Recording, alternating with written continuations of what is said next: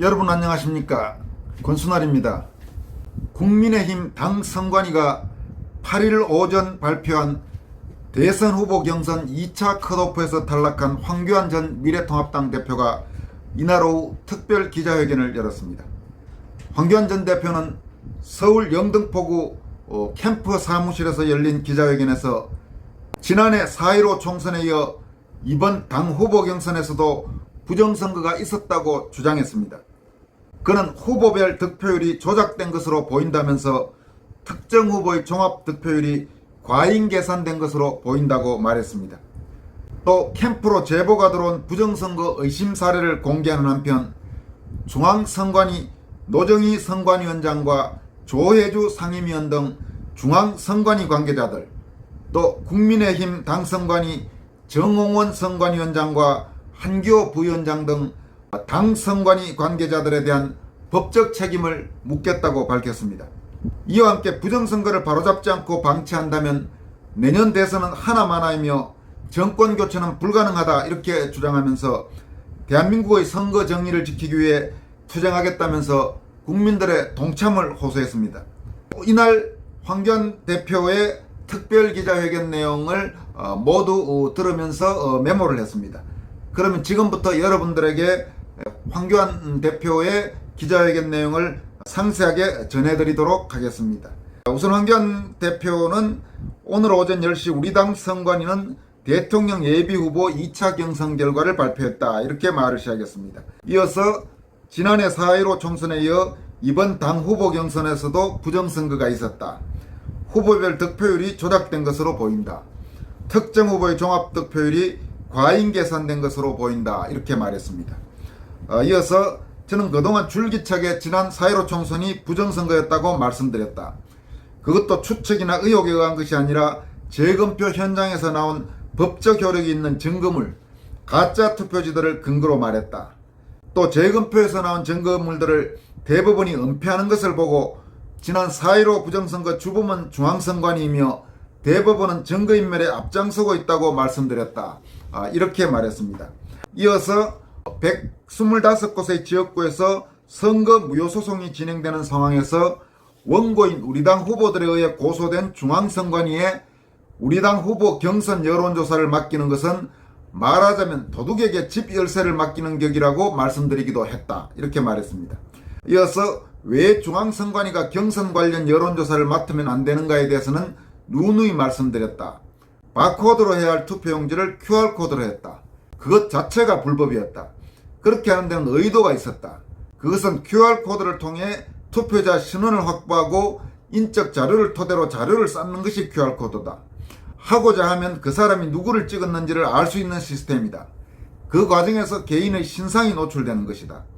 이걸 바꾸지 않는 한 중앙선관위에 우리 당 내부 경선 관리를 맡길 수 없다는 것을 지속적으로 이야기했다. 이렇게 말했습니다.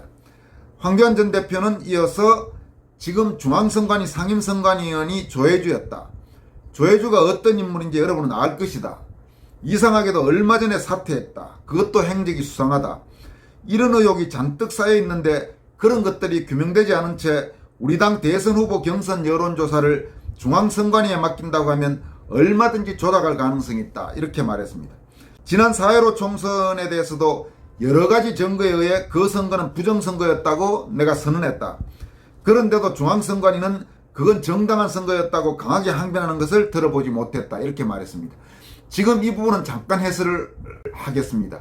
사실 이 부분이 상당히 중요한 부분입니다. 지금 황교안 대표는 4.15 부정선거 의혹과 관련해 중앙선관위가 부정선거의 주범이라고 지금까지 여러 차례 강조했습니다. 또 황교안 대표뿐만 아니라 지난 총선 후 지금까지 여러 교수들이라든지 여러 지식인들이 중앙선관위의 문제점을 집중적으로 질타하고 추궁했습니다. 그 중에는 직접적으로 중앙선관위를 겨냥해서 단순히 의혹 제기 차원이 아니라 중앙선관위가 부정선거에 깊숙이 관여했다고 단정을 한 그런 분들도 적지 않습니다. 그런데 상당히 신기하게도 아마 지금까지 문재인 정권의 여러 정부라든지 정권 쪽 사람들은 대체로 어떻게 행동해 왔냐면 자신들에게 조금만 불리하다 하면 고소를 한다든지 뭐 하여튼 상당히 법적으로 강하게 대응하는 경우가 많았는데, 이상하게도 지금 중앙선관위는 4.15 총선 부정선거 의혹에 대해 중앙선관위 책임을 묻는 여러 목소리들에 대해서 거의 항변을 하지 않고 있습니다. 참으로 이상하지 않습니까, 여러분?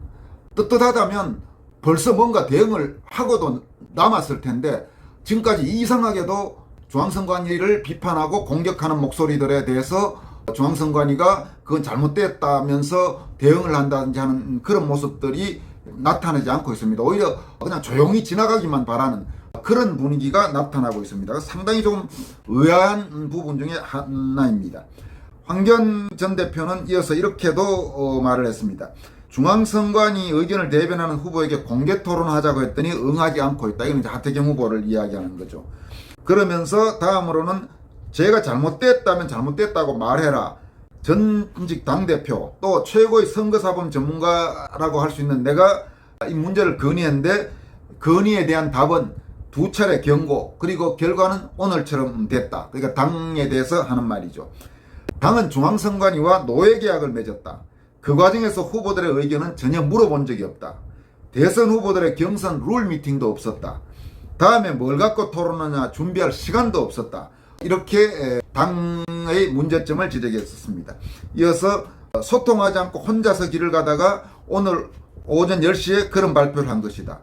그러면서 이어서 제가 당 여론조사를 중앙선관위에 맡기지 말고 우리 당 선관위에서 실시해야 한다고 건의한 것이 경고가 될 일인가, 이렇게 말했더니만 기자회견에 참석한 여러 시민들이 아닙니다, 당연히 그렇게 해야죠, 이런 답들이 나왔습니다.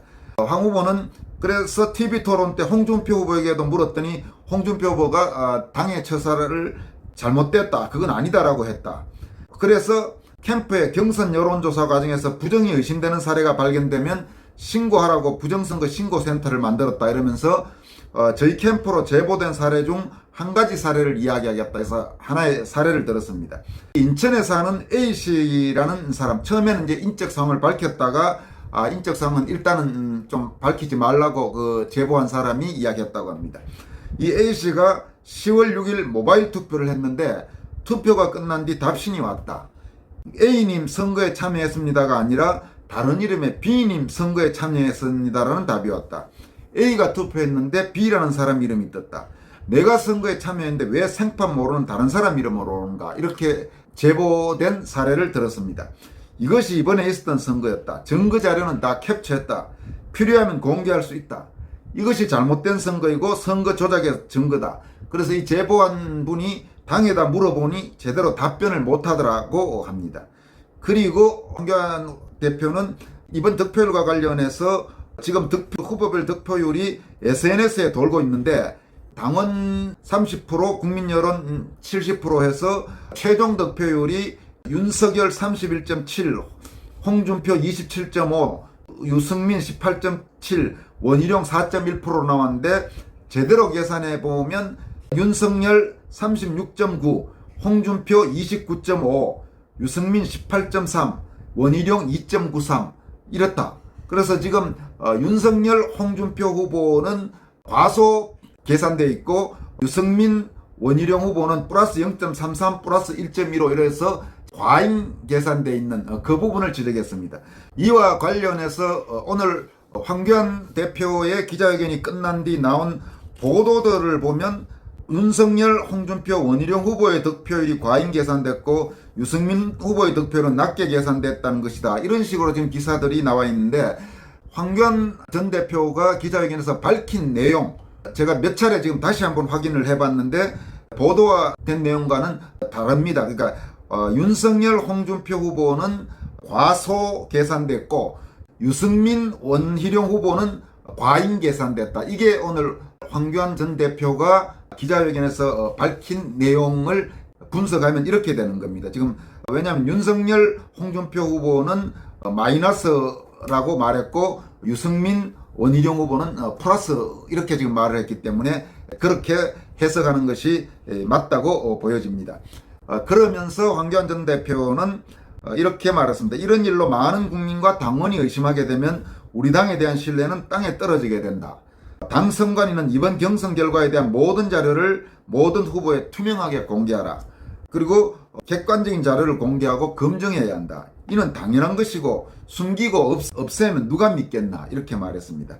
그러면서 황교안 전 대표는 이렇게 말했습니다. 4.15 부정선거의 주범인 중앙선관위와 당선관위가 주관한 이번 경선에 대해서 책임을 묻는 법적 조치를 할 것이다. 그러니까 중앙선관위와 당선관위를 상대로 법적 책임을 묻겠다 이 말입니다. 그러면서 이런 문제에 대해 말로 했더니 고쳐지지 않는다. 명백한 자료와 사진을 보여주고 왜 불법 선거인지 이야기해도 딴소리를 하더라. 팩트를 토대로 진실을 이야기하는 저에 대해 가짜뉴스 퍼뜨린다고 하는 사람도 있다. 이번에는 그냥 넘어가지 않겠다고 예고했다. 이러면서 중앙선관위 노정희 선관위원장 그리고 조혜주 상임위원, 당선관위의 정홍원 위원장, 한기호 부위원장, 그 외에 이제 중앙선관위와 당선관위 관계자들 여러 명의 이름을 같이 거명했습니다만은 모든 사람들의 이름을 여러분들에게 소개하는 것은 생략하겠습니다. 그러니까 중앙선관위의 노정희, 조혜주 등 중앙선관위 관계자, 그리고 당선관위의 정홍원, 한기호 등 당선관위 관계자, 이 양측의 사람들에 대해서 그 책임을 묻겠다 이렇게 말했습니다. 이어서 국민 여러분, 이건 저 혼자만을 위한 것이 결코 아니다. 부정선거를 바로잡지 않고 방치한다면 내년 대선은 하나만 하다. 정권교체는 불가능하다. 그래서 저는 싸우려고 한다.